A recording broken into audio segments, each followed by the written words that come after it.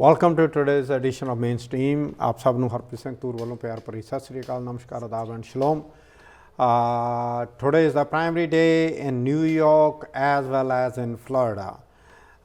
So make sure that you go out and vote. In New York, the polls close at 9 p.m. In Florida, they close at 7 p.m. If you are watching in Florida, you better go and vote. You know, yes, you can always watch this show online later on. It will be on YouTube and all social media. But the important thing is to vote, because we are known for not voting in the primary. Democratic. Okay? And this is something which we need to understand, that we have to go out and vote. In Florida, it is the Democratic Party. In New York, it is, believe it or not, it is for the New York State Senators and U.S. Congress. Democratic. Okay? And it is something, you know, which we have to go out and vote. There are reasons, you know, when I talk about issues between Republicans and Democrats, and people tell me, oh, you are a Democrat, this and that. Yes, I am a Democrat.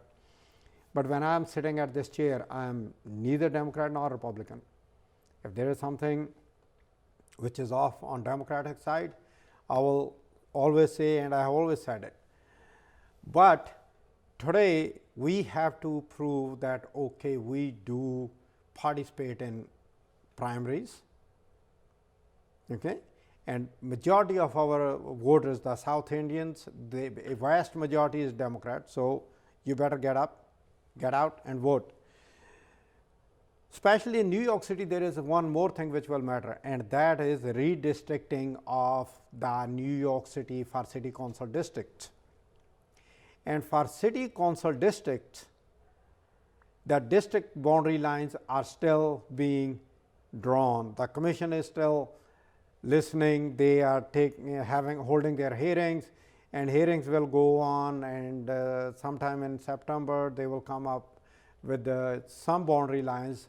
And there is a unity map which is by you know, there is an organization which deals with it. It is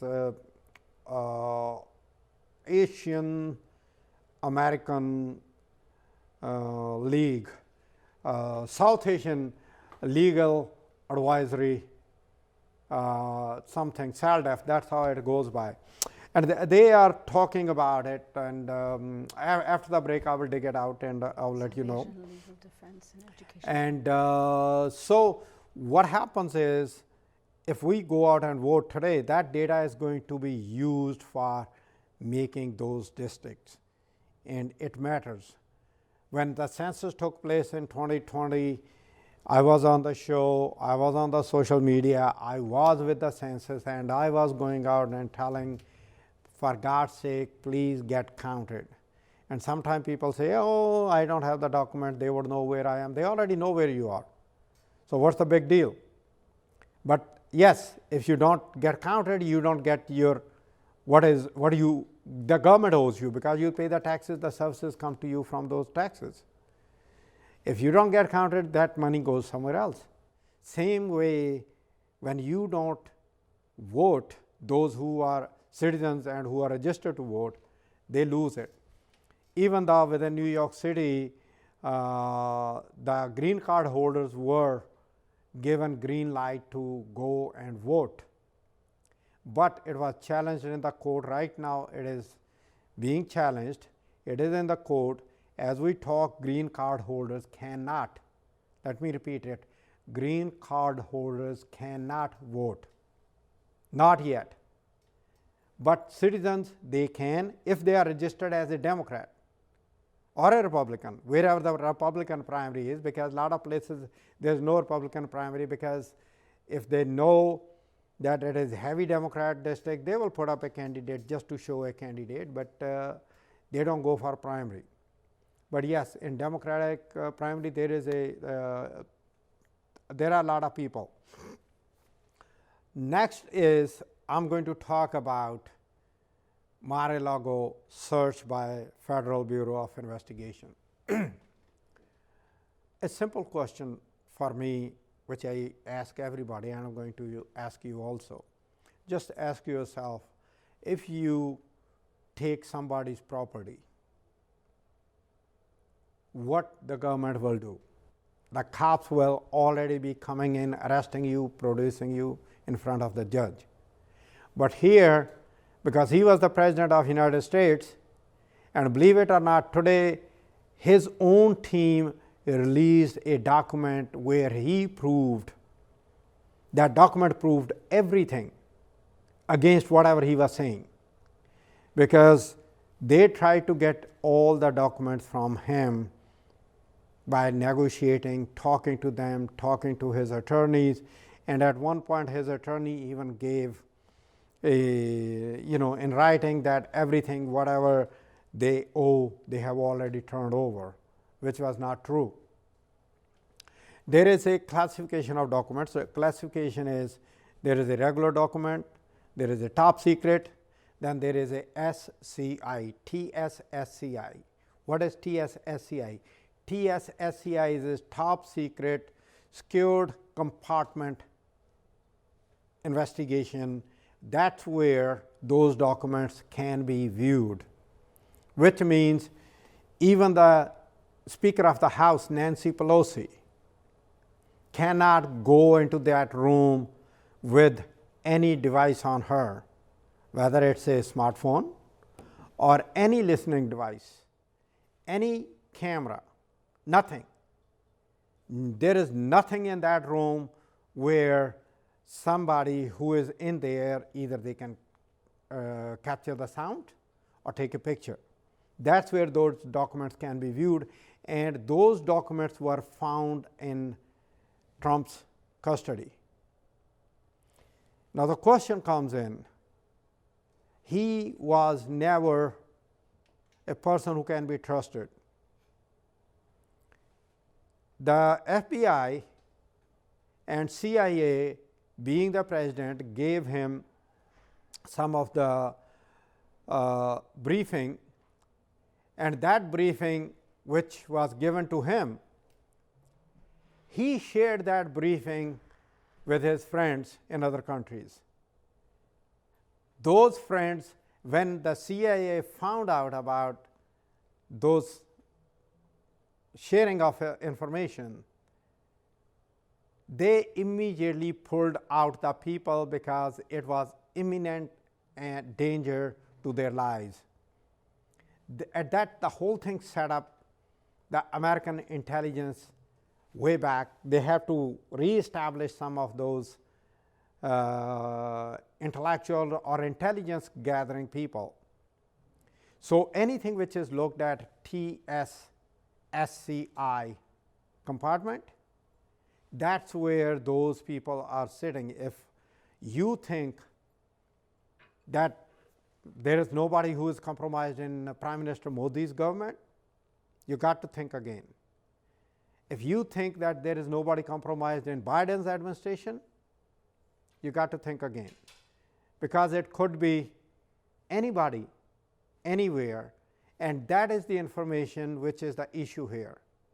We are going to take a break here. After the break, we will continue right here, and then we are going to discuss a very important issue which took place and how that issue can also play into the elections, and that issue is about the Roe versus Wade, which has to deal with the women, and the women were not at the table to take the decision on that. That is something which I have been wanting to talk about, and we will talk after the break. Welcome back to Mainstream, and right where we left. Now the issue came up because Trump has always been like, he will never admit that he was at fault or he made a mistake, because that's not him. Remember, I will say it, even though there is no link, but when he built up his real estate empire in New York City, mafia controlled New York, and he has his ways, the way the mafia works. And now what he's doing, he actually, instead of admitting that, okay, even though he said he gave all the documents, which he didn't. So instead of saying that, okay, fine, there was an error, let's sit down, resolve it, no, he didn't. And even the judge who signed on the search warrant for Mar-a-Lago, he agreed today publicly that there was more than enough evidence to grant the search warrants. Not only that, but also it was Trump who made it public. FBI never wanted to make it public. FBI went in there in private without any, their whole, the guns and everything. No. They went in private and they went there without any, not even a pistol on them to get this thing done. Who made it public? Former President Donald J. Trump. Now, because some of the Republicans, not some of the Republicans, majority of the Republicans all of a sudden felt like, how the hell you dare that you actually went into a former president's place of living, his house, and then you searched and you removed some documents or some papers or boxes in this case. Sooner or later, what happened was they announced, even the Attorney General Garland, he actually went on the screen, he went to the media, he announced himself the reasons, and he said that I signed it off. Now, as we are going further into it, now what we are seeing is there is a group called Gang of 8 within U.S. House of Representatives and the U.S. Senators. Senator Chuck Schumer, Minority Leader Mitch McConnell, Nancy Pelosi, the Speaker, Kevin McCarthy, the Minority Leader from Republican, and other senior leaders from both parties, Democrat and Republican, who deal with the intelligence. So those 8 people have requested the White House to give them a green signal to look at what actually was there. And believe it or not, those SCI documents, you cannot even see those documents within the chamber where the House of Representatives sit down and the U.S. Senators debate. No. Within that Capitol Hill building, they have a secured room without any connections to outside world where those documents can be viewed. So at the end of the day, what I'm trying to say is, yes,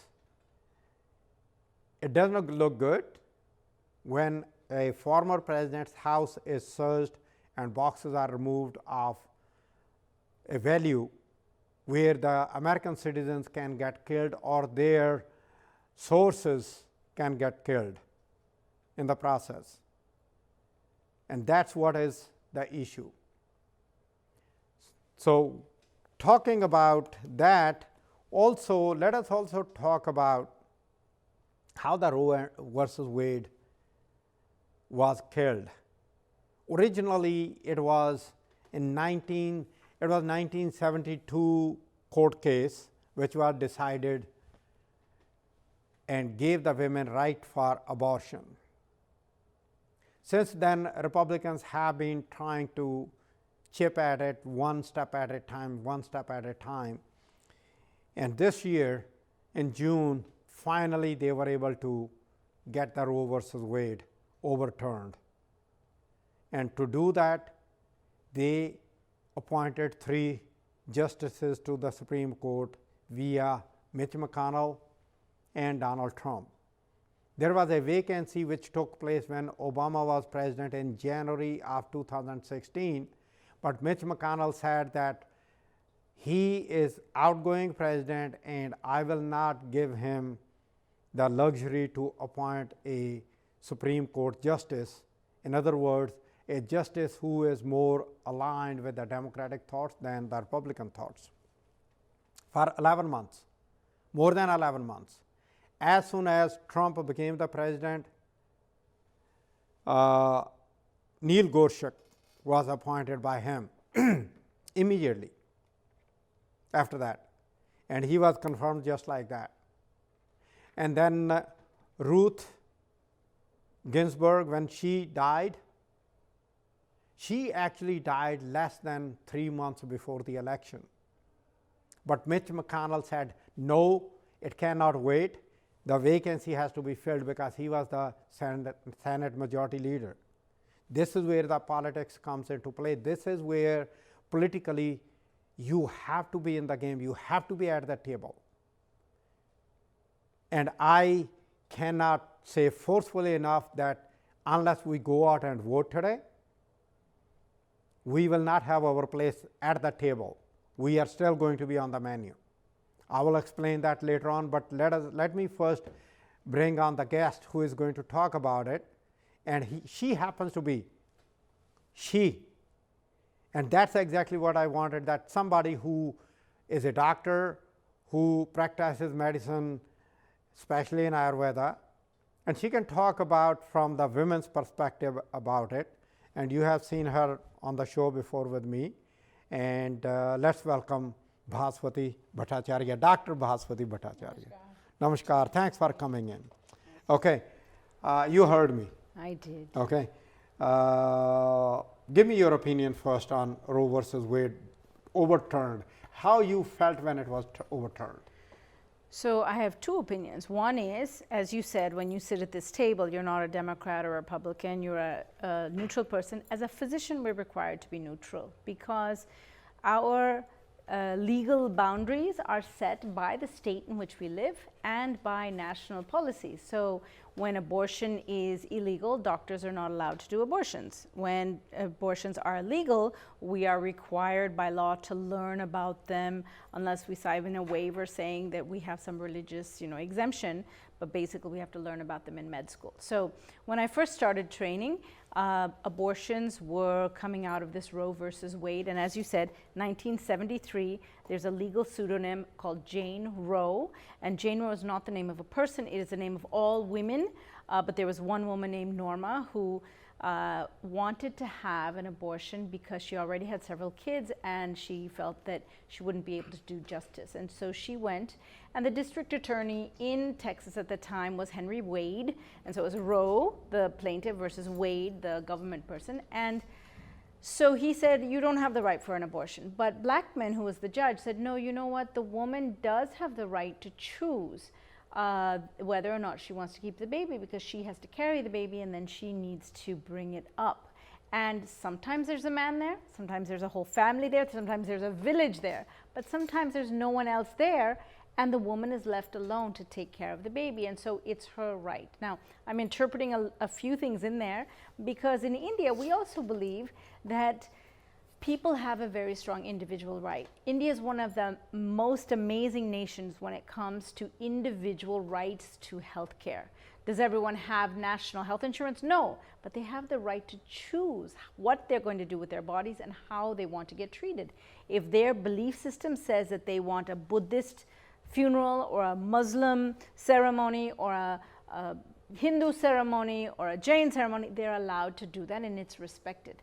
We come to this country and we are now marked, as you said, by these kind of, the winds of whim. So if a bunch of people have decided that abortion should be, the right to abortion should be overturned, they've just done that in May, June. And the question is, why? Question is why. So let us take a break. After the quick break, we will continue, and we definitely would like you to understand it. And you can even call at 844-324-1300 if you have your opinion, or you want to ask a question, or if you have a question. Don't forget to call us. Let's take a break. After the break, we will be right back. Welcome back to Mainstream, and like I said, you can always call us at 844-324-1300 if you have any questions or if you have your opinion. We're talking about the women right, the motherhood right, Mata, because the woman gives the birth. She carries the baby for 9 months after getting pregnant. And there are issues, and there is something which I will share here. My wife also had to have a termination. Okay, it was so painful for us to decide, looking at pros and cons, and then going for abortion. It was not easy. But then again, who am I?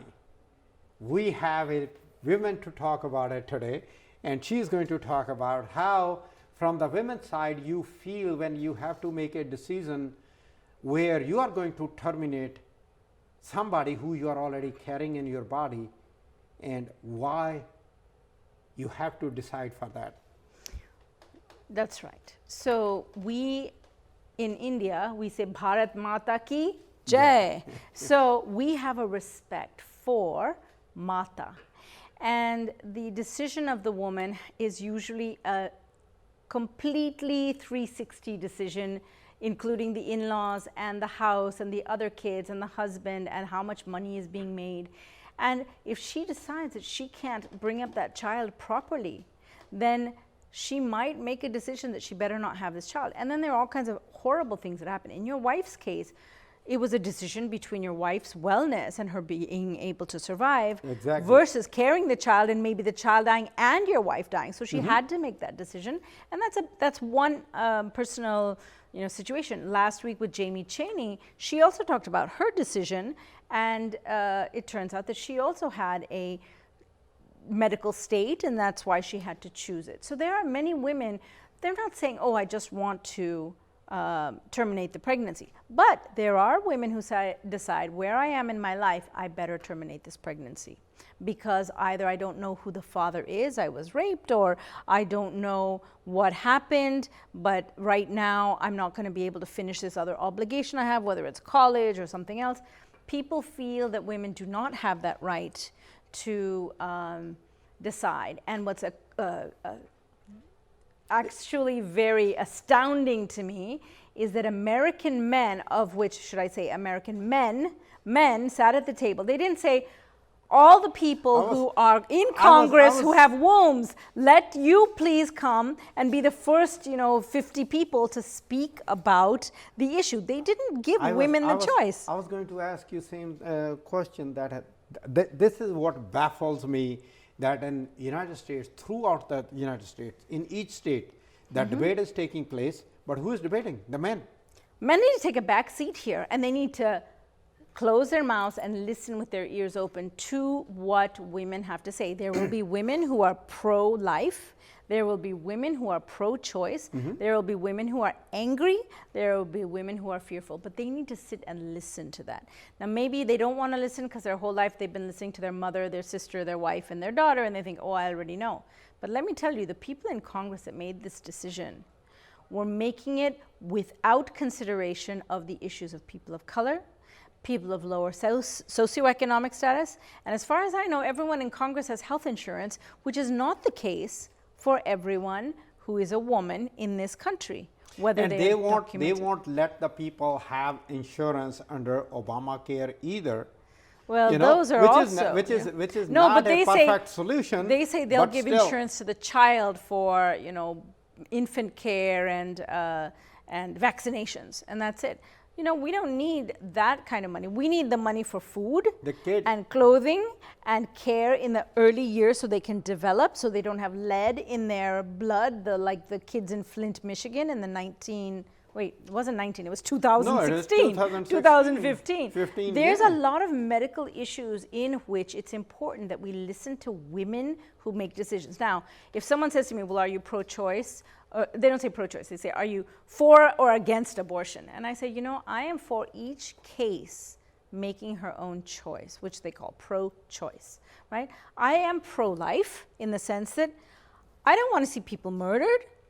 But I'm also for pro-choice, because if that fetus is on its own, it would die. It needs an obligatory person to take care of it, and that's the mother in her health. I have taken care of mothers who have heroin addiction, are alcoholic, are smoking, all kinds of stuff, smoke cigarettes, have domestic violence. I've taken care of women whose husbands have bashed their belly and created children who are, impaired.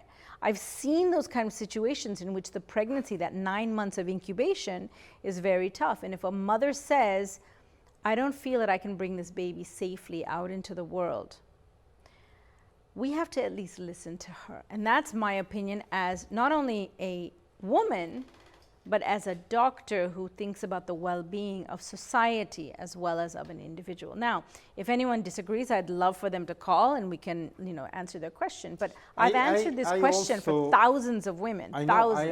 I also, wonder when the whole thing is decided. You just said that the women carries it for 9 months.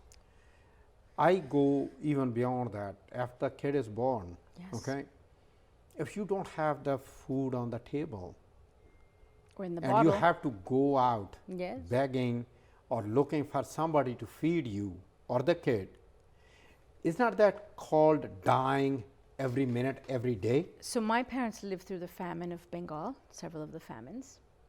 My father lost Which many was of his created, siblings. which was created again by the Churchill Britishers. and the British. That's right. Yeah, yeah. That's right. Well, that's So- a different issue. So, We'll talk about no, that. it's Yeah. not a different issue, because No, I mean, my that- genetic imprint I'm- is filled with family members in my constellation of family who died. My father's brothers and sisters died. My mother's eldest brother died. talking We that watched people die because the mother could yeah. not provide food Yeah, that's for why the I'm child. saying that how it affects.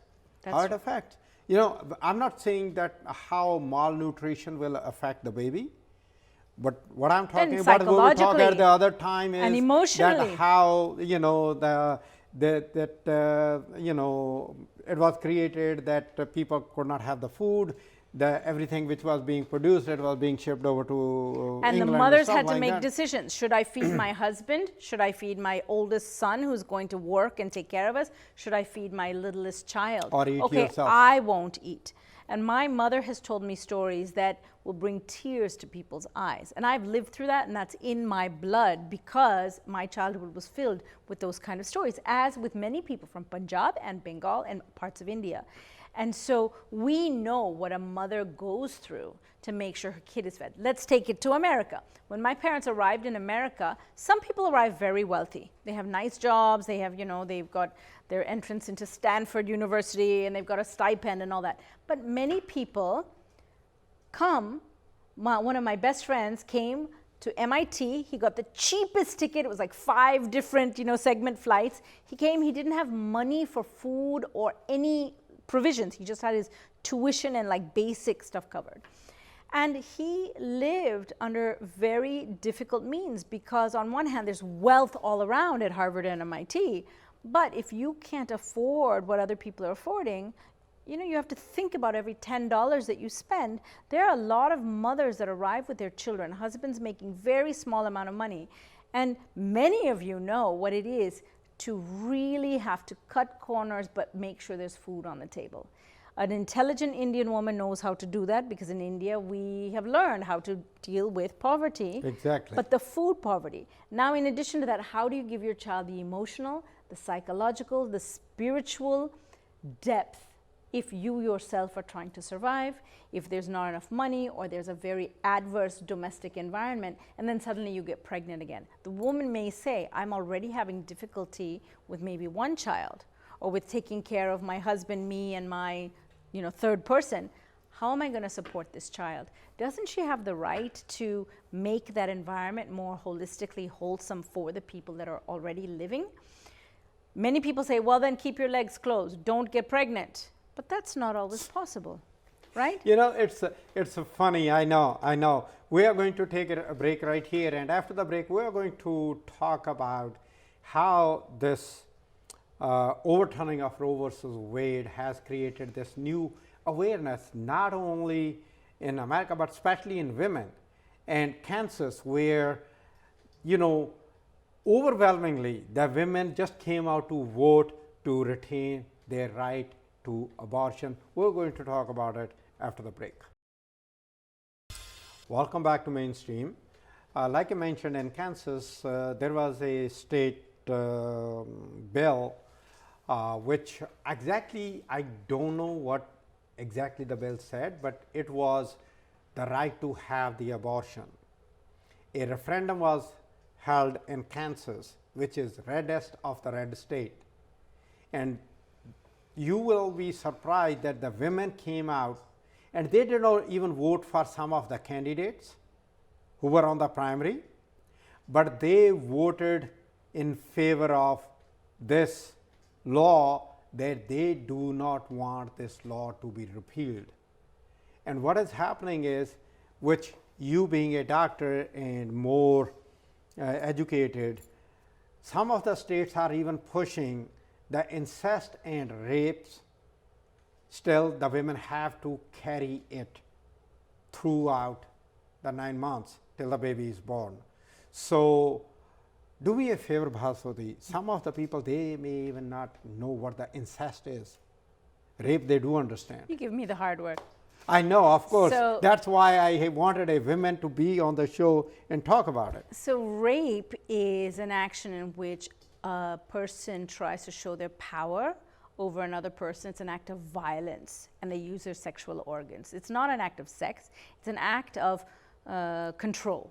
So they are raping a woman to show control. It's very rarely an act of, you know, anything other than the violence of wanting to control. Incest happens in family members who are not, now there are in South India many family members that do marry each other. It's very common for a niece to marry her uncle, right? You know that. And there are many cultures, many subsects of the Muslim faith that also allow for close family marriages, which are called consanguineous marriage. But outside of that, generally family members are not supposed to have sex with each other. And yet, if you know any curse words in Punjabi, you know that there are words that say that you have a man having sex with his family members who are female. And so, right, I know you're saying those terms right now, but in your mind. In your mind, but those are the basis of incest. It's where people have sex with their family members, and usually there is a, that's called incest, but usually there is a lack of desire by one of the people. That is where it becomes a problem, because if a sister is forced into having sex with her uncle, with her brother, with her cousin, with her someone, and the reason I'm saying her, because boys also do get forced. And I know Indian men who have been forced by female relatives to have sex when they didn't want to have sex with their aunt or with their older cousin or younger cousin or something. So they're also manipulated. But even if they're manipulated, I'm glad you are talking about I from am both very sides. fair, you know, because I love men and I love women. Nobody really talks like that. Everything is blamed on women. And it shouldn't be blamed, because it is like only the women get raped, men don't get men raped. Get raped. Men also get raped. But yes. even if a man is raped, he does not get pregnant. Yeah. If he's a transgender man and he happens to have a uterus, he might get pregnant, and there's a whole lot of stuff that's going to happen there. But let's say it's not a transgender person and it's a man who gets raped, he's not going to get pregnant. Whereas the woman who is raped, or there's an act of quiet incest, don't tell your mother, don't tell your grandmother that I did this, those women, if they get pregnant, not only is there a higher risk of that baby having diseases, medical issues in the heart, medical issues in the brain, medical issues in the vital organs. There's a lot of stuff in the medical literature that talks about close relatives, because the DNA holds a certain number of genes, and when you're born and you don't die in the womb, you know that 1 out of 5 of every pregnancy naturally dies because there's some kind of DNA problem, right? These are called issues. Spontaneous abortion. Okay, now so my wait, so question if to they you don't is- die, wait, let me just finish. If they don't die, then the baby is born, they have some genes that are not so good. And if you have a brother and sister or a father and daughter have sex, those genes kind of come out because there's more percentage of them, and that's why people can have a lot of problems. Those women might want to have abortions, and we're saying they can't have them. Sorry. Go ahead. How do you think this Roe versus Wade decision is going to affect the outcome? So this of was the a elections? big discussion in 1970, 71, 72, before Roe versus Wade was passed in 73. So now what we happens, are back there again. We are back there again. How many years later? 50 years later. After that. So, you know, what happens is, and I know this because my wonderful teacher, Dr. Frank Merrick, who was my OB-GYN teacher, he told me, because he had gone through those days, women will take all kinds of measures of their own. They will put coat hangers bent up into their womb, which is very painful, just to puncture that bag so that they have a miscarriage. They will take chemicals, which may or may not be easy for abortion. Sometimes they don't even know they're pregnant until the baby's quite big. And so it can be safely aborted medically up to 20 weeks. They don't find out until 18 weeks. The baby's huge. And so it's not 8 months pregnancy, but 20 weeks is, it's like close to 4 or 5 months. So you have women taking it into their own hands. They go into the back alleys and they take drugs. They figure, it was happening before Roe versus Wade. Absolutely, and we have and seen it. And it is going to happen again. We have seen it, and in colleges, when women had unwanted pregnancies, they would do, I was watching it. They would do what all is kinds happening of things. now? It's already started. It has already started. Not only that, in Mexico, there is this woman who cannot speak a single word of English. She has actually hired the English-speaking staff because the women from the United States, especially from Texas, and those states, Nevada, Arizona, they are already traveling into Mexico to have their abortions. So India has a bill right now in Parliament to uphold women's rights to make decisions. It was just last week I was reading about it, and I was thinking, go India. The fact that Indians actually think about this so proactively. And I think it's very important that all of you know about this issue if you have anyone in your family who's a woman who could possibly get pregnant, which is the massive majority of people, because women are making decisions. Most women want to keep their child, but for the ones that don't, they need support. They need support.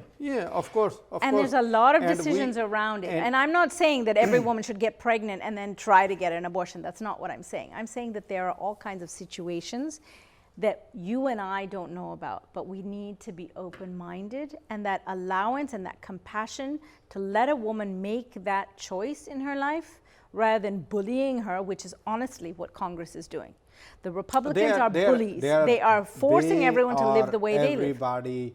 They are really bullying. Because but look at the way that they treated the Punjabi Sikhs in California in the 1800s. Look at the way that they treated the Africans who came as slaves in the 17 and 1800s, right? One guy was trying to tell me, he's from a red state, he was trying to tell me that the blacks have been free since the 1800s. And I asked him, do you know what the civil movement was in the 1960s? There are a lot of Indians that don't understand the lack of freedom that humans have had in this country, even though it's a country that, celebrates independence and freedom.